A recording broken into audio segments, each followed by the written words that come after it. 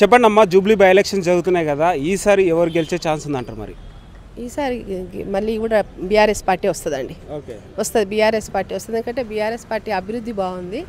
మాగంటి గోపీనాథ్ అన్న కూడా ఇక్కడ బాగా చేసిండు, అభివృద్ధి పనులు బాగా చేసిండు. సడన్గా ఆయన చనిపోయే వరకు మేము చాలా బాధపడతాం. అభివృద్ధి ఆగిపోవద్దంటే మళ్ళీ బీఆర్ఎస్కి వేయాలి. ఓకే, కాంగ్రెస్ వాళ్ళు అంటున్నారు మేము 6 గ్యారంటీలు ఇచ్చాము, పక్కా ఈసారి మేము బై ఎలక్షన్లో గెలుస్తామనేసి అంటున్నారు. నిజమే అంటారా? ఏం గ్యారంటీలు ఇచ్చిందంటే ఇచ్చిన 6 గ్యారంటీల్లో నాకైతే తెలిసి ఏం రాలేదు. మహిళలకు 2500 అన్నారు, రాలేదు. ఇంకా 4000 ఇస్తా అన్నారు ముసలి వాళ్ళకి, అవి రాలేదు. ఏ రకంగా కూడా ఏం రాలేదు. ఒక బస్సు అన్నారు కానీ ఆ బస్సు కూడా మొన్న ఛార్జీలు పెంచారు కదా, మా ఇంట్లో మగవాళ్ళకి పెంచిండ్రు, మాకు ఫ్రీ అంటున్నారు. ఇంకేంది మరి, మా ఇంటి నుంచి తీసుకుంటున్నట్టే కదా. అవి కూడా ఈ 6 గ్యారంటీలో కూడా ఏం సక్సెస్ కాలేదండి. మీరు చెప్పండి ఏదైంది? ఓకే, వాళ్ళైతే ప్రచారం చేస్తున్నారు. ప్రచారాలు చేసుకుంటారు, ప్రచారం ఏముంది పార్టీకి? అసలు ఏమి ఇస్తున్నారు వాళ్ళు? వాళ్ళు చేసింది ఏముంది? అసలు 2500 అన్నారు, 4000 పెన్షన్ ఇస్తున్నారు, ఆడపిల్లల స్కూటీ ఇస్తున్నారు, కళ్యాణ లక్ష్మిలో తులంబంగా అన్నారు. ఈ దాంట్లో 4 ఏమి ఇచ్చిరండి? నాకు తెలిసి ఈ 4 గ్యారెంటీలలో ఇవి అయితే ఏం రాలేదు. తులంబంగారు ఎక్కడ పోయింది? స్కూటీ ఎక్కడ పోయింది? 4000 ఎక్కడ పోయినాయి? 2500 ఎక్కడ పోయింది? మహిళలకు 2500 అన్నారు, ఎక్కడ పోయింది అవన్నీ? మరి లేనివి హామీలు ఇచ్చి ఈరోజు మేము చేసినాము అంటే ఎక్కడ చేస్తున్నారండి? వాళ్ళు చేసిన 6 హామీలలో ఒకటి చూపియండి.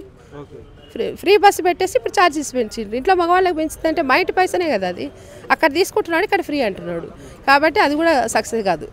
వాళ్ళు ఏమంటున్నారంటే 3 సార్లు ఎమ్మెల్యేగా మాగంటి గోపీనాథ్ గారు చేశారు, అండ్ ఇప్పుడు మాకు ఒక ఛాన్స్ ఇవ్వండి, మేము ఏంటో నిరూపించుకుంటాం అనేసి కూడా అంటున్నారు. నేను అంటున్నా ఇప్పుడు ఆలేదు 2 సంవత్సరాలు అవుతుంది. ఇంకా ఈ 2 నెలల్లో ఏం నిరూపిస్తారండి వాళ్ళు? నిరూపించేది ఉంటే ముందు చేయొచ్చు కదా. ఒకవేళ వాళ్ళే కరెక్ట్ చేస్తే హైదరాబాద్లో ఇన్ని సీట్లు ఎందుకు పోతాయండి? హైదరాబాద్లో మొత్తం బీఆర్ఎస్ఏ వచ్చింది కదా.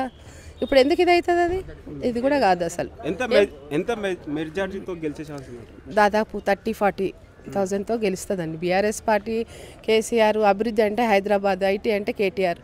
ఖచ్చితంగా కూడా మళ్ళీ బీఆర్ఎస్ఏ వస్తుంది. అభివృద్ధి జరగాలంటే బీఆర్ఎస్ఏ రావాలి. కేసీఆర్ వస్తేనే అభివృద్ధి చెందుతుంది. మీరు ఎలాంటి అభివృద్ధి కోరుకుంటున్నారు బీఆర్ఎస్ గెలిస్తే? మరి బీఆర్ఎస్ గెలిస్తే ఇప్పుడు ఖచ్చితంగా ఇప్పుడు హైదరాబాద్ డెవలప్మెంట్, ఊర్లు డెవలప్మెంట్, పథకాలు ఆయన చెప్పిన దానికన్నా ఎక్కువ పథకాలు చేసిండు. మొన్న చూడండి రైతు బంధు, రైతు భరోసా 2 ఏళ్ల తర్వాత మొన్న ఇచ్చిండు. ఎలక్షన్స్ వస్తున్నాయంటే ఇస్తున్నాడు. ఈరోజు ఏదో బీసీ రిజర్వేషన్లు అంటాడు, అవి అంటాడు, అన్నీ రాంగ్ తీసుకొచ్చి ఇది ప్రజలను మభ్యపెట్టడము. హైదరాబాద్ సిటీ డెవలప్ కావాలన్నా ఏది చేయాలన్నా కూడా ఖచ్చితంగా బీఆర్ఎస్ఏ. ఖచ్చితంగా మళ్ళీ అభివృద్ధి నిజంగా అభివృద్ధి ఆగిపోయింది, 2-3 ఏళ్ళ నుంచి కుంటుపడింది. మళ్ళీ అభివృద్ధి కావాలంటే ఖచ్చితంగా బీఆర్ఎస్ రావాలి.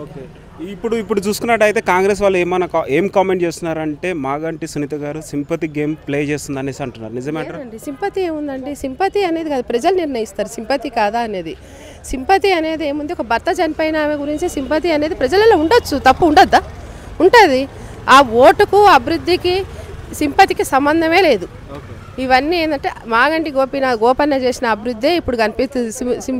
సింపతి కాదండి, సునీత గారి మీద సింపతి కాదు, అభివృద్ధి. ఆయన గెలిచిన మనిషి కదా, గెలవంది కాదు కదా. వాళ్ళేదో గెలిచి వాళ్ళ దాంట్లో వరకు పోతే ఇప్పుడు ఇక్కడ సింపతి పనిచేయదు కదా. అది అభివృద్ధి జరిగిన దాని మీద ఓటు, అభివృద్ధి మీద ఓటు, గోపన్న చేసిన పనుల మీద ఓటు. సింపతి కాదు, ఉంటే ఉండొచ్చు. సింపతి ఉండడంలో తప్పులేదు కదా, అంతే. మీరు చెప్పండి అమ్మా, జూబ్లీ బై ఎలక్షన్లో ఎవరు గెలుస్తారంటారు? సునీత, మాగంటి సునీత గారు ఓకే అధిక మెజార్టీతోనే గెలుస్తుంది. ఓకే, మనకి యూసఫ్ కూడా అంటే మెయిన్గా జూబ్లీ బై ఎలక్షన్లో రేర్గా ప్రజలు ఫేస్ చేసే ప్రాబ్లం ఏంటంటే డ్రైనేజీ సమస్యలు. సో మీరు సునీత గారు గెలుస్తారు అంటున్నారు కదా, సో ఈ ప్రాబ్లం సాల్వ్ చేస్తుందంటారా? మరి చేస్తుంది, గెలిచిన తర్వాత చేస్తుంది. ఎందుకంటే ఇన్ని రోజులు కాంగ్రెస్ 2 ఏళ్ళు అవుతుంది గవర్నమెంట్ వచ్చి, మళ్ళీ ఏం చేస్తున్నారు?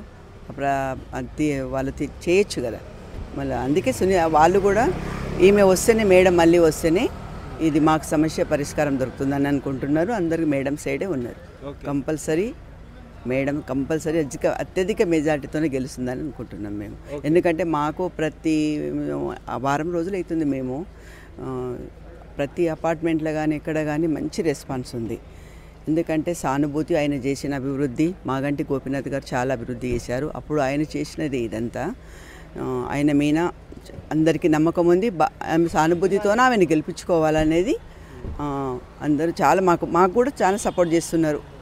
ఎక్కడ పోయినా మీరు రాండి, మేడమే గెలుస్తుంది, మీరు ఎందుకమ్మా ఇంత కష్టపడి తిరుగుతున్నారు, మేము కంపల్సరీ ఆమెకి ఓటేస్తాం, ఆమెని గెలిపించుకుంటాం. మళ్ళీ కేసీఆర్ గారు వస్తేనే మంచి అభివృద్ధి జరుగుతుంది. వీళ్ళు మాటలు కానీ చేతలు లేవు. కాంగ్రెస్ వస్తే వీళ్ళు మాట్లాడేదన్నీ అబద్ధాలు మొత్తము. వాళ్ళు అబద్ధాలు ఆడతారు. ఇప్పుడు ఏంటంటే వాళ్ళు వచ్చేసరి మేము ఎప్పుడూ రాము, మా గవర్నమెంట్ రాదు అని చెప్పి మొత్తం సర్దుడు పెట్టుకున్నారు వాళ్ళు. అంతే తప్ప వాళ్ళు పనులు చేయరు. వాగ్దానాలు అన్నీ చేస్తారు, దేవుళ్ళ మీద ఓట్లు పెట్టుకుంటారు, అన్నీ చేస్తారు, కానీ వాళ్ళు పనులు మాత్రం చేయరు. నమ్మిస్తారు, ప్రజలని నమ్మించి మోసం చేస్తారు. చేస్తామని చెప్తారు, బాగా నమ్మకంగా చెప్తారు, మీకు ఇప్పుడు ఈ పనులు అయిపోతున్నాయి, ఇప్పుడు ఈ టైంతో సహా చెప్తారు, డే టు టైంతో సహా చెప్తారు, కానీ చెయ్యరు. ఎందుకంటే ప్రజలను మబ్బే పెట్టే తత్వం కాంగ్రెస్ ప్రభుత్వాన్ని. కేసీఆర్ గారు ఏ పని చేయాలన్నా ఆయననే చేయాలి. తెలంగాణ బాగుండాలంటే కేసీఆరే రావాలి. అందుకే ఆయన మీద నమ్మకం చాలా ఉంది ప్రజలకు. కేసీఆర్ గారు కంపల్సరీ, మాగంటి సునీత గారు అత్యధిక మెజారిటీతో గెలుస్తారు. మాగంటి సునీత గారు ఓట్ల కోసం సింపతి గేమ్ ప్లాన్ చేస్తుంది అనేసి అంటున్నారు. ఆయనకు మేనస్ లేదు అట్లా మాట్లాడడానికి. ఎందుకంటే భర్త లేడు, జనాలు ఎంతోమంది అక్కడ కనపడుతున్నారు, భర్త కనపడతలేడు. ఎంత బాధ ఉంటుంది ఆమెకు. అందరిని చూసే వరకు అక్కడ ఈయన కనపడతలేడా అనే బాధతో ఆమె ఏడ్చిన సింపతి అవసరం లేదు. ఆయనకు కూడా ఒకటి అక్క చెల్లెలు కూడా ఉండొచ్చు, మాట్లాడే తత్వం కూడా కాదు. ఒక మంచి హోదాలో ఉన్నారు మీరు, మాటలు ఎంత చిన్నగా మాట్లాడుతున్నా అది అర్థం కాదు. అంటే మీ కాంగ్రెస్ వాళ్ళకే వస్తాయి అట్లాంటి మాటలు, మా బీఆర్ఎస్ వాళ్ళకి రావు. ఎప్పుడు కానీ ఒకరిని కించపరచడం మాటలు, ఒకరిని ఇది చేసే మాటలు వాళ్ళకే వస్తాయి. వాళ్ళు అంటే మళ్ళీ వాళ్ళ సార్ ఉన్నాడుగా, సీఎం సార్ మాట్లాడేది వాళ్ళు కూడా మాట్లాడతారు. సీఎం సార్ ఎక్కడ మీటింగ్ పెట్టిన కేసీఆర్ని కించపరిచే మాటలు మాట్లాడతాడు. ఎప్పుడు చూసినా ఏవో ఉంటాయి. ఆయనకు బూతులు వస్తాయి, ఆయన చేతి కింద ఉన్న కూడా గట్లాంటి మాటలే వస్తాయి. మెజారిటీతో గెలిచే ఛాన్స్ ఉందంటారు మరి?